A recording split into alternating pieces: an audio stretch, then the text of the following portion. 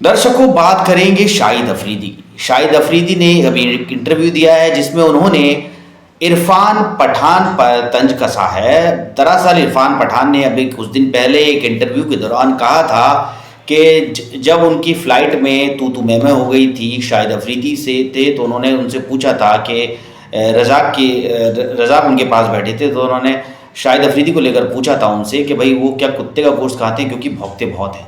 अब इस पर उनका रिएक्शन आया है शाहिद अफरीदी का। शाहिद अफरीदी ने बोला है कि ये सब जो बातें हैं ये बिल्कुल झूठ हैं और मैं इनका जवाब दे सकता हूँ, लेकिन अगर वो मेरे सामने हो, आँख से आँख मिलाकर मुझसे बात करें, मुझसे कहें ये बातें, तो मैं उनका जवाब दूँ। लेकिन अब वो ये साबित करने में जुट गए हैं कि वो एक महान भारतीय हैं और पाकिस्तानी उनके जो है दुश्मन हैं। इस तरह से वो दिखाने की कोशिश कर रहे हैं और वो अपने आप को एक महान भारतीय साबित करके दिखाना चाह रहे हैं और दिखाने की कोशिश कर रहे हैं।